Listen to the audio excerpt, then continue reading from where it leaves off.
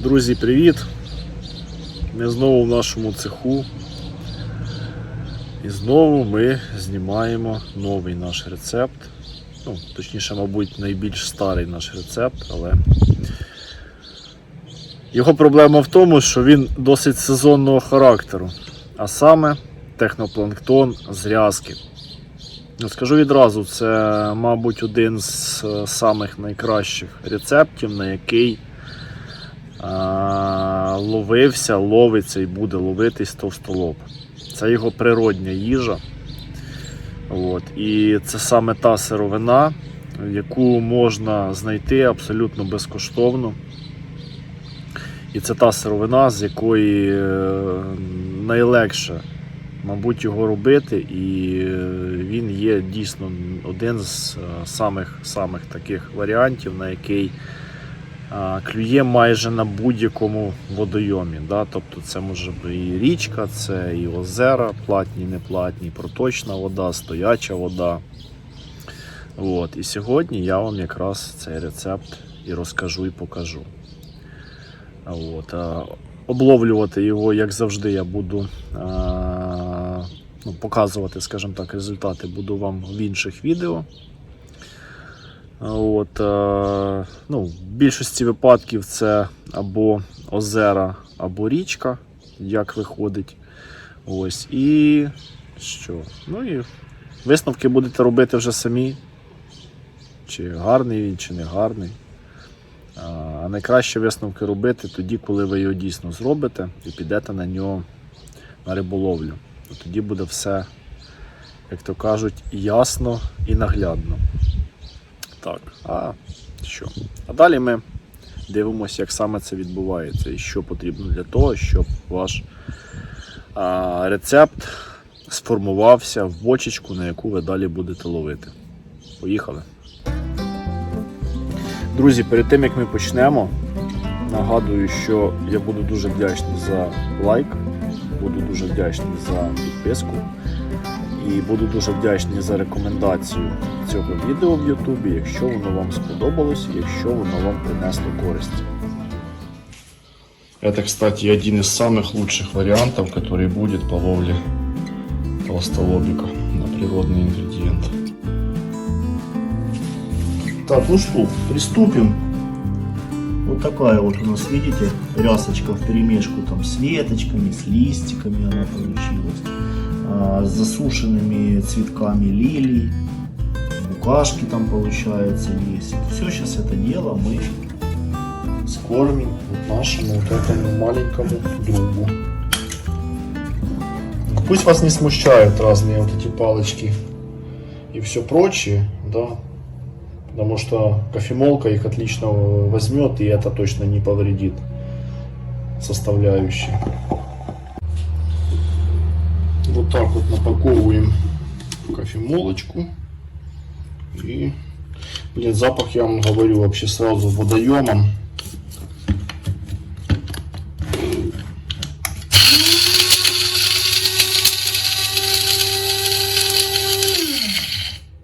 Ну-ка, давайте посмотрим. Видите? Красота. Берет на отлично. Просто на отлично. Вот намолотим сейчас вот такую баночку. Мне достаточно будет для того, чтобы сделать партию планктонов для проверки. Что ж, поехали. Перемолочу. Я думаю, сколько здесь, типа 0,5. А-ля пол-литровая баночка получится. Это где-то бочонков 10-11 мы с него точно сделаем. Может и больше. Сейчас я посмотрю, как оно по плотности будет. Зацените. Представляете, что будет, когда оно в воду попадет? Видите? Это только я промолотил. Будет рецептище просто. Просто рецептище.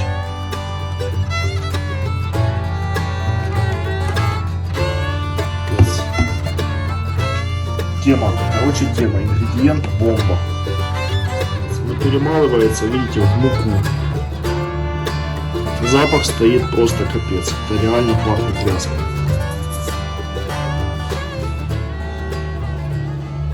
Вот из такой кастрюльки получается у нас, ну это 2-литровая кастрюлька у нас, получается пол-литровая баночка молотого.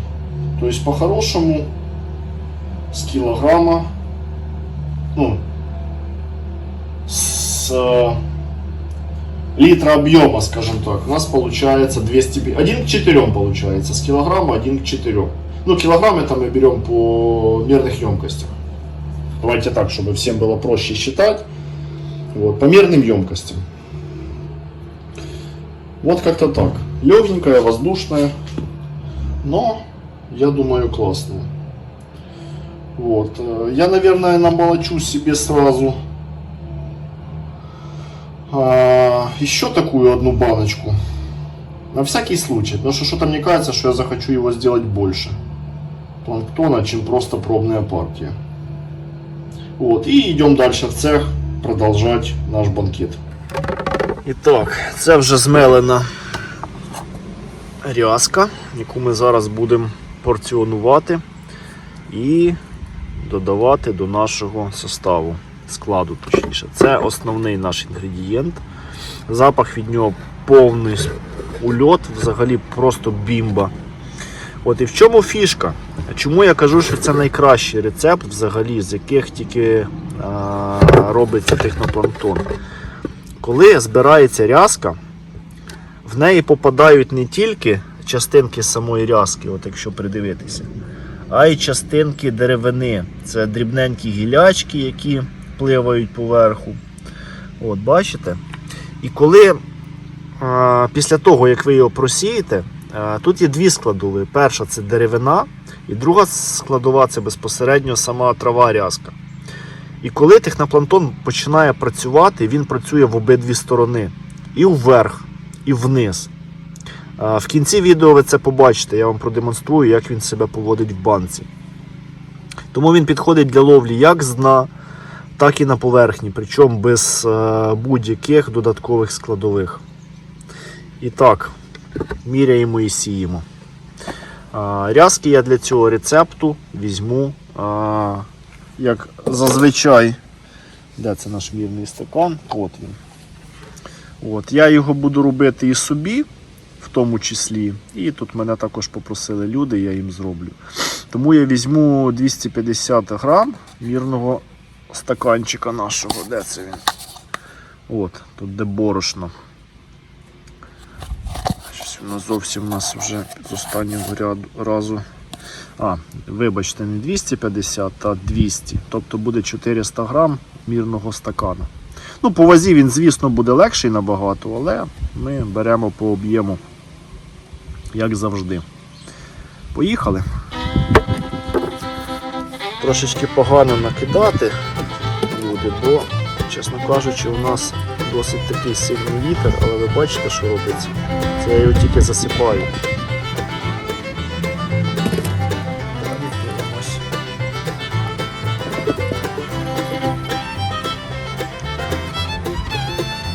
Дивіться, якраз як в аптеці вийшло.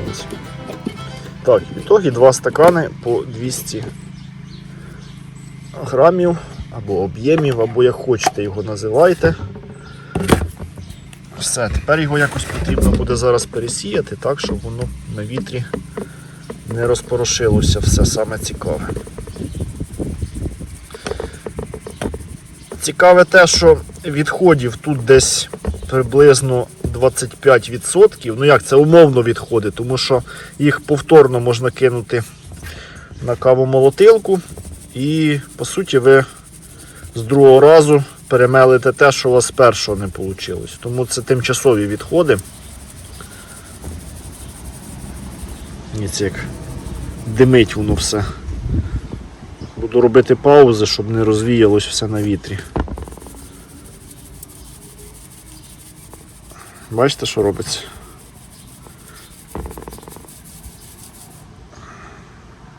Я вже весь він покритий, дивіться, поки сію. Але нічого страшного.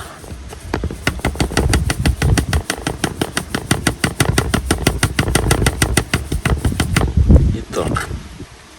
це наша сировина, це наші відходи, які ми беремо на повторне доопрацювання.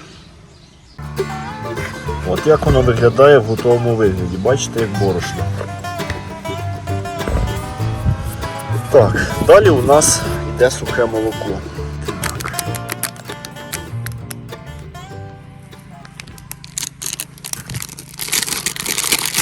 Один.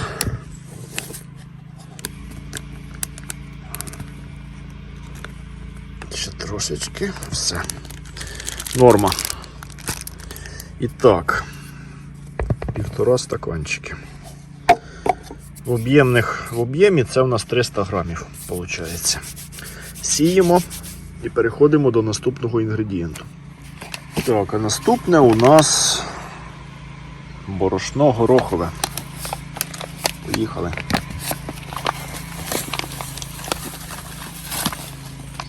Його нам потрібно 200 грамів.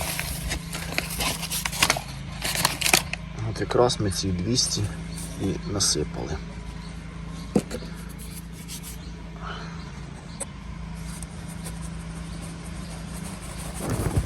Кукурудзяне борошно.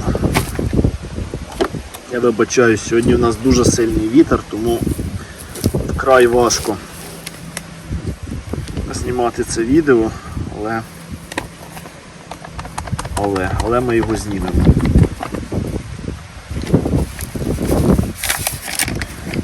Також 200 грамів.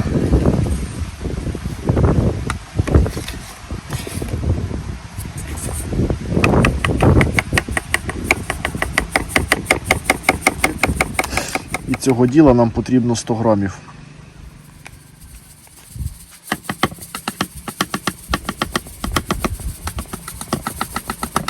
Так, і останнє. І останнє це отака штука. Дивіться, цей рецепт гречана мука, це майже обов'язковий інгредієнт. Чому? Тому що сухе молоко плюс борошно, кукурудзяне, горохове, воно дасть вам кирпича, якщо ви його розпушувачем не розбавите. Бо кукурудзяне борошно, оцих 200 грам, вони не дадуть того ефекту, який потрібен. Тому додаємо ще стакан гречаного борошна. І так, по складовим це все. Зараз будемо дивитися наступне. Якщо в нас простоїть воно на банці після спресовування годину, значить ми в цьому складі і побачимо. Ну і залишимо. Якщо менше, ну десь, скажімо так, від 40 до години, то в цьому складі залишимо. Якщо менше, то тоді я буду або додавати закріплювача у вигляді горохового борошна, або навпаки розпушувача у вигляді гречаного борошна. Все. Мішаємо, пресуємо.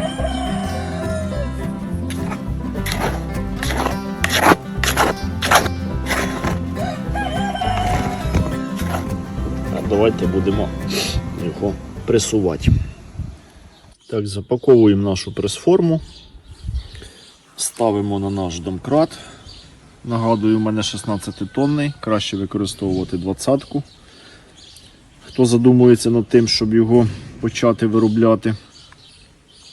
І робимо бочечку. Якщо хтось думає, що це дуже легко це все робити, то не дуже. Особливо, якщо в такому варіанті, в якому я його роблю. Ну, не скажу, що важко, але, ну, скажімо так, не шара.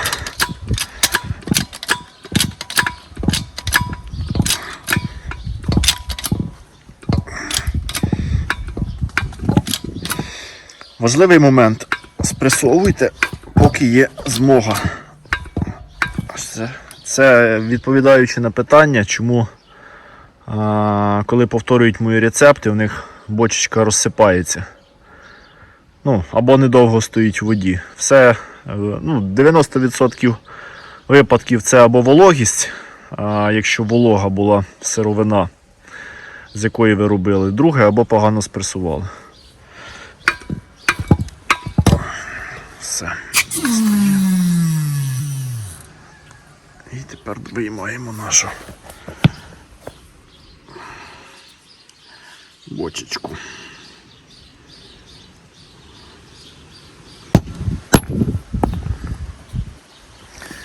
От така от у нас получилась бочечка.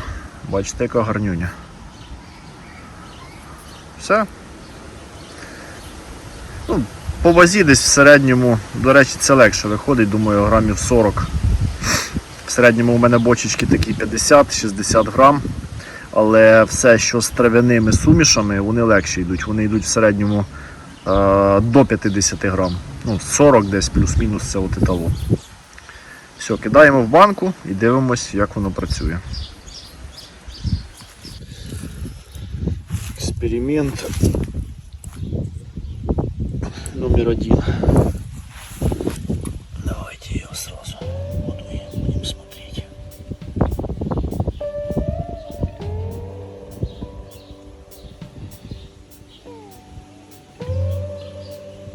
Пыхтит как паровоз.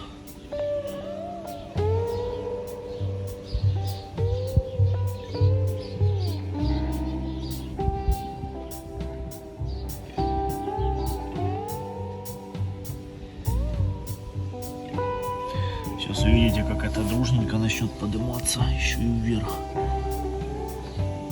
Крупным планом теперь. Гляньте.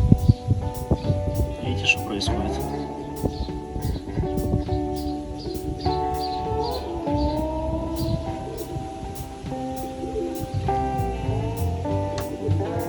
А тепер дивіться, як воно йде вгору і вниз одночасно. Те, що я казав на початку цього відео.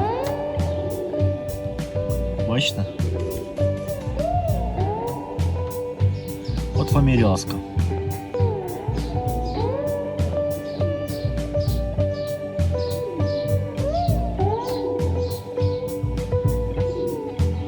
От вам і рязка. Тому воно піде як з дна для роботи, так і навпаки з поверхності. Це, мабуть, мій один з найбільш улюблених рецептів, який працює на будь-якому водойомі, тому що рязка у нас є майже усюди. Це природна їжа. Ось якось так. Тепер я його залишу і засічу проміжок часу, скільки він простоїть в банці, щоб розуміти плюс-мінус, наскільки його вистачить. Зафіксуємо зараз, натягну мотузку. Ну, це представте, це коли у вас буде десь вітер або рибина його довбане, то можете представити, що буде. Це я трошечки пошевелив. От якось так. Так, давайте тоді ще раз пройдемося по рецепту, щоб ви його не шукали шматками. Перше. Це 2 200-грамових стакани молотої рязки. Друге. 1,5 стакани сухого молока. В стакані у мене 200 грамів. Далі. 200 грам, тобто 1 стакан кукурудзного борошна. 1 стакан горохового борошна. 1,5 стакани, або давайте краще 2, моя рекомендація, хай він у вас стоїть хвилин 40, це буде краще. Гречаного борошна. І 100 грамів кріля сушеного молотого. Це ваш рецепт. Тепер, якщо хто хоче, щоб інтенсивність пиління і розчинення була швидшою, можете додати грам 50-100 просіяної меленої макухи. Кого влаштовує година плюс-мінус, можете нічого не додати і брати за основу от саме цей склад, який я вам тільки що назвав. Якщо хочете, щоб дуже довго стояло, ну, умовно кажучи, в моєму розумінні дуже довго, це 1,5 часа плюс, то не додавайте тоді макуху взагалі і додавте грамів 100 лише гречаного борошна. Все, і воно у вас буде стояти досить довго у воді. Але я цього не рекомендую робити, але є рибалки, які принципово хочуть, щоб в них там було дуже довгий проміжок часу на простоювання у воді, тому що є водойми, де товстолоб дуже лякливий і потрібно часу, щоб він підійшов. Я з цим, звісно, що не згодний, але можливо, я не був на всіх водоймах світу і не можу стверджувати, що такого бути не може. Цілком можливо. Тому так, якщо треба більше, то от вам 2 інгредієнти, з якими можна погратися.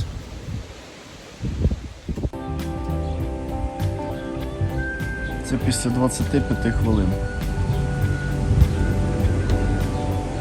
Ну, десь приблизно половина залишилася, бачите, там по контуру.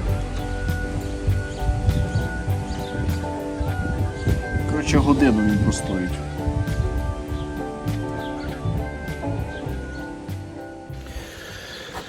Ну що, любі друзі, отакий от рецептик, користуйтесь на здоров'я, хай він вам ловить багато трофеїв,